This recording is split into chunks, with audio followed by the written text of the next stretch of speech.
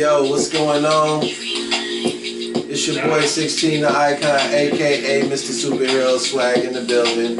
And today we starting out a new season of the Wake and Bake Show. And today what we have for you in the building is something that I promised you last season, which is this man right here. Current member of College Event Promotions, co-founder of my club, owner and CEO of Royal House Graphics. He is a writer and an artist, a member of Mid Mob Section, and a current member of my group, the group that I am now a member of as well, Onslaught, along with Mad Dog McGraw, Hope Don King, and Ichiban Sai. And in 2022, he dropped his debut album, Now We Even, and now this is the follow-up, Red Cups and Palm Trees.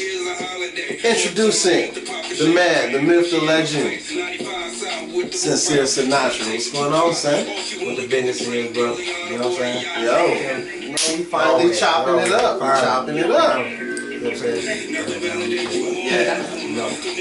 Yeah, man. Yeah, man. Just chilling, man. Just getting back to it finally. Album out, Red Cups and Palm Trees. Yeah. Been waiting, putting it together. So, man. So what's been going on with you on the music tip? Like, this is the second CD, and it sounds a lot more laid back, a more relaxed vibe than the first CD. Kind of explain that whole vibe. No, it's funny. I was having a conversation with Mad Dog McGraw. Shout out to Mad Dog, man. Shout out Mad Dog. I said, man, I want to make an album that sounds like a Miami Vice soundtrack. You know what I'm saying? And I think I'm got near there. Necessarily didn't go to the 80s nostalgia necessarily, but the feeling, the sounds, and everything. And I was talking with my homeboy, Lone, aka Sir Burner. Okay. You know what I'm saying? He knows about everybody. You know, and the whole crew and everything. Shout out to Sir Burner. He really from Lauderdale. He was like, man, I love the album. You know, you just really just giving people a lifestyle, because that's what it is, bro. Living in Florida is a lifestyle. I've been listening to it the last couple days, and it's a vibe. Yeah. It's definitely a laid back more, but you still got the elements that you had in the first album, but they're just more laid back. Yeah. Laid back. But a lot of the stuff I wanted to talk to you about on the show, I want to do this with a couple more artists on the Wake and Bake Show. But I wanted to like kind of get in your brain, like how was it when you started the whole mic club thing in Lansing, like pulling that whole movement together? Like what was that like? Like just starting out. It morphed into something huge. Yeah, we just recently did a show. You know what I'm saying? 16, Ichiban, Pope Donkin. We just did a show. We opened up basically for Project Born. Shout out to Bobby Knuckles' birthday bash. So Project Born was there. I actually went on tour with them first. Okay. You know what I'm saying? Because I was trying to do a fundraiser for Mike Bragg from Cho City. I remember Cho. Yeah. So his father just recently passed away, so R.I.P. Big Mike, by the way. You know what I'm saying? So, I was trying to do a fundraiser for him, and Project Born got involved. And, we was bringing out everybody from Flint, like 70 niggas showed up, shit like that, and we was having fun at these shows. Then we went on tour right after that. You know what I'm saying? So, right after that and everything, that really spiraled into Mic Club because they had Respiration going on over in Max already. Okay. And that was hosted by some cats from Canada named FOS. Okay. And they gave me an opportunity to host Max Bar one time, myself and Filthy. Shout out to Filthy.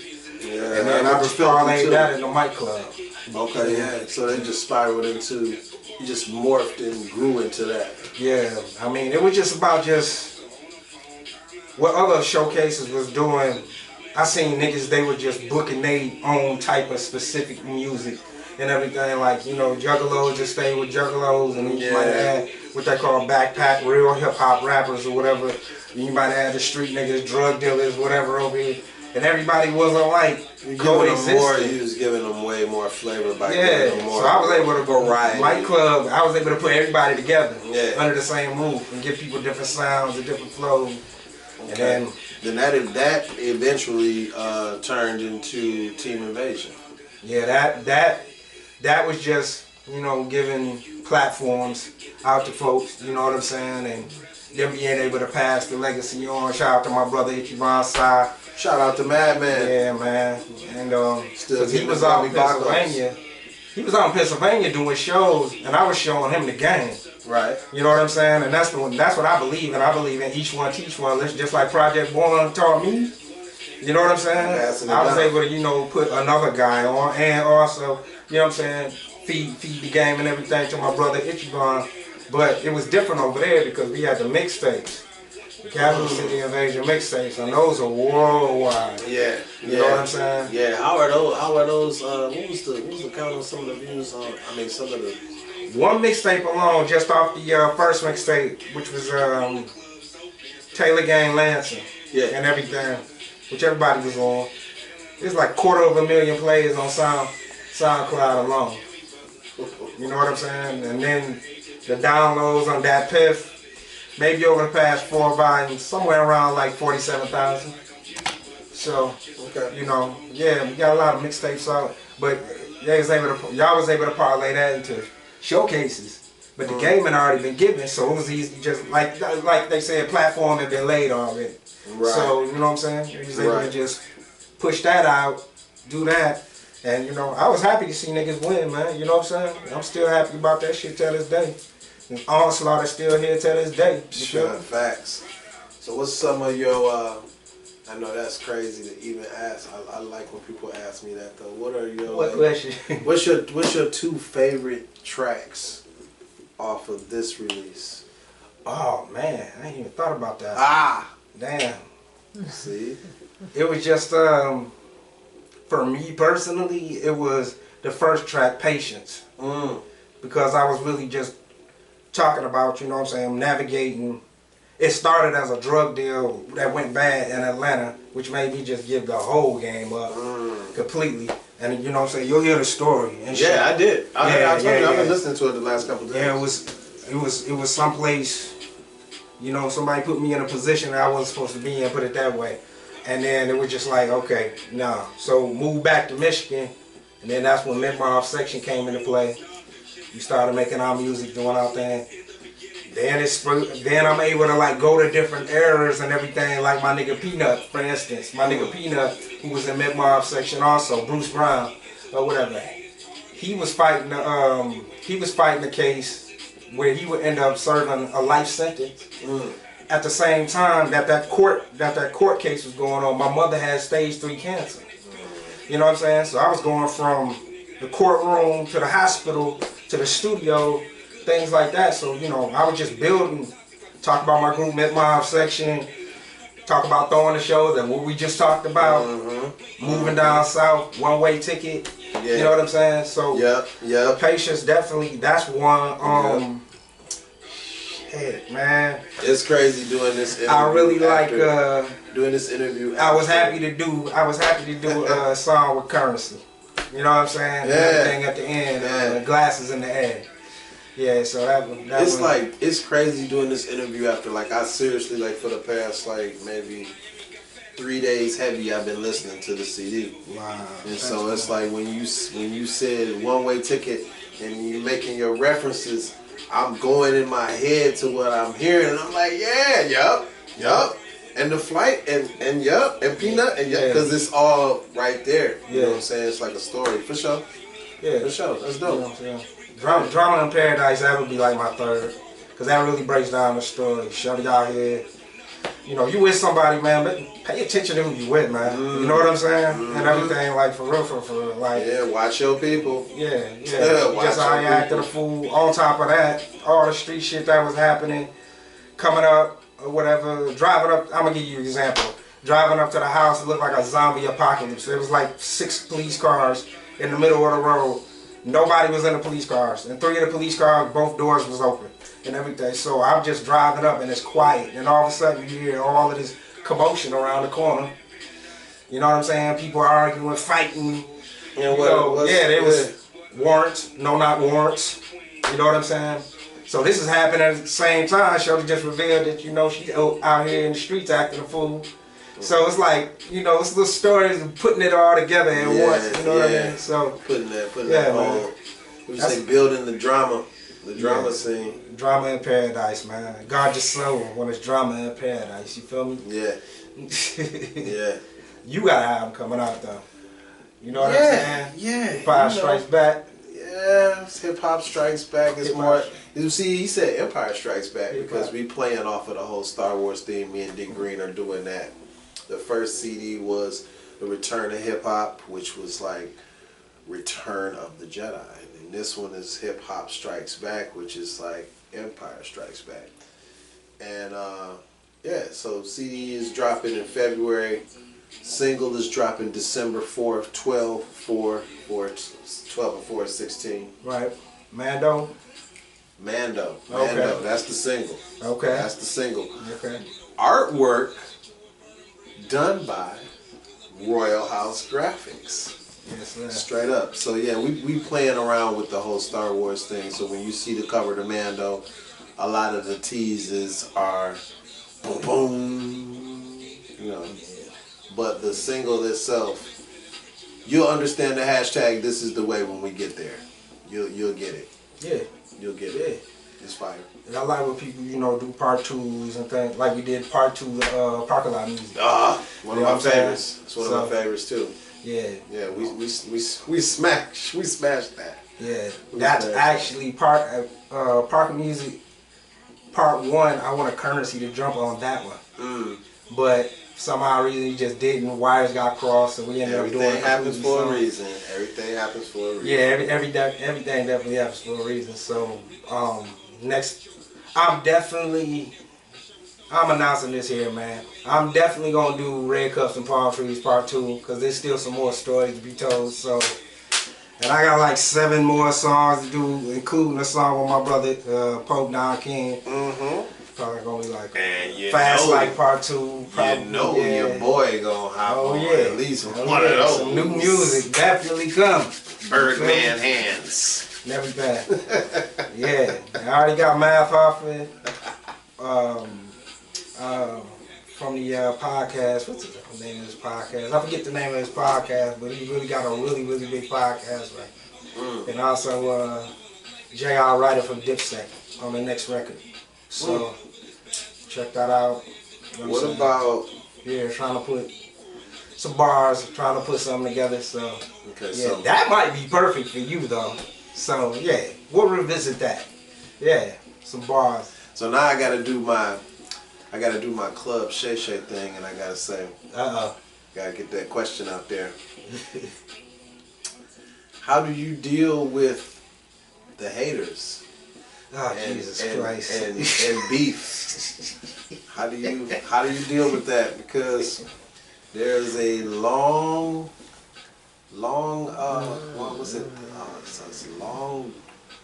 spanning air, a vibe that has been present. Elephant in the room. Wow. As you would say. How do you deal with the haters? I can't go over here and stuff. He's shaking his head like pull that elephant trunk out. That's why I had to light up, cause just like Club Shay Shay pull out his drink when he about to get into them good questions. So how do we deal with the haters? I mean, haters is one thing.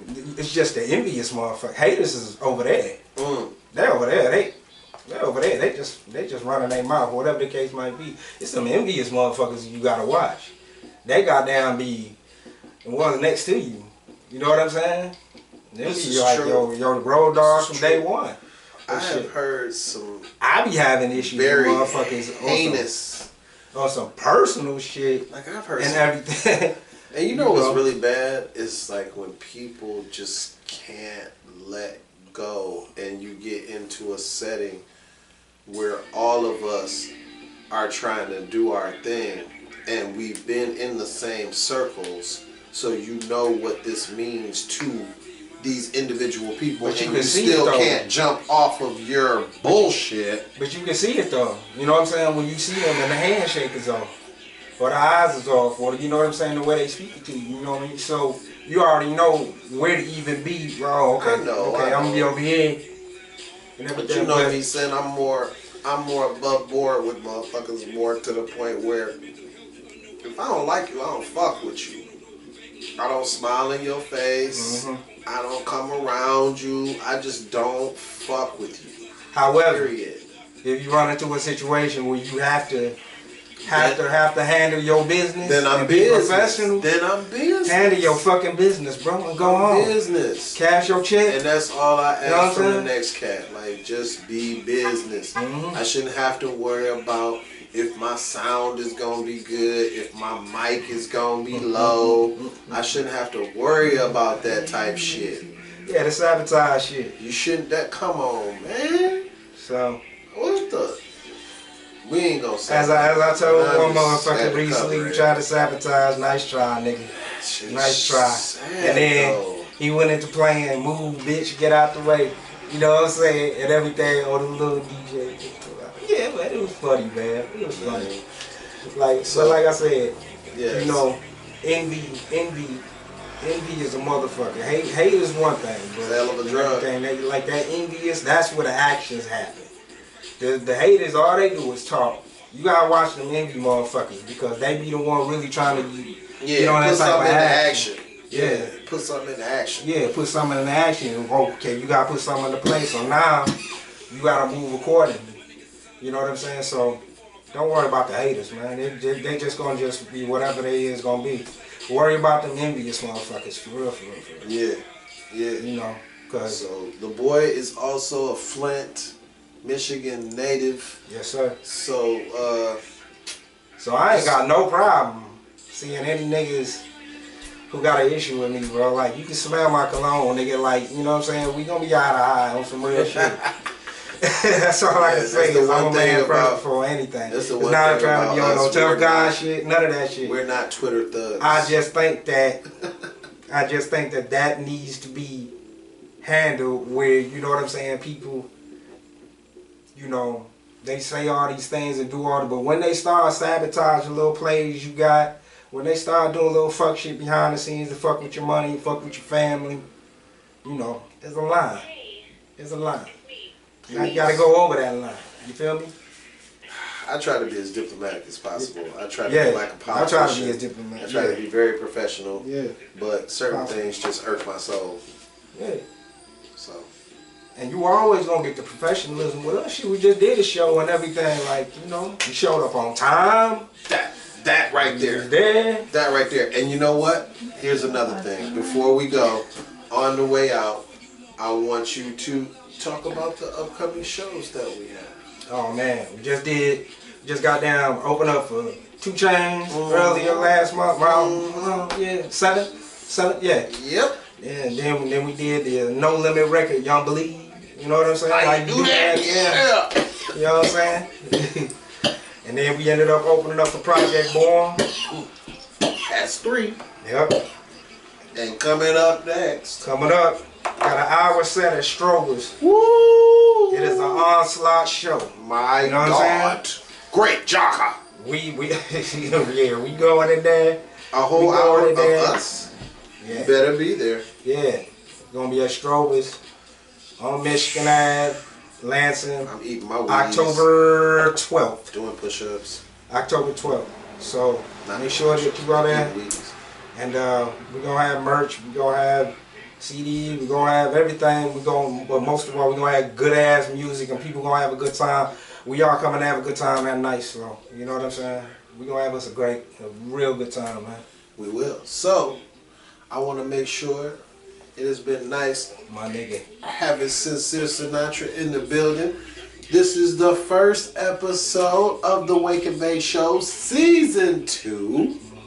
Season 2. Promised you last season that we get Sincere here, but now we're going to be more consistent.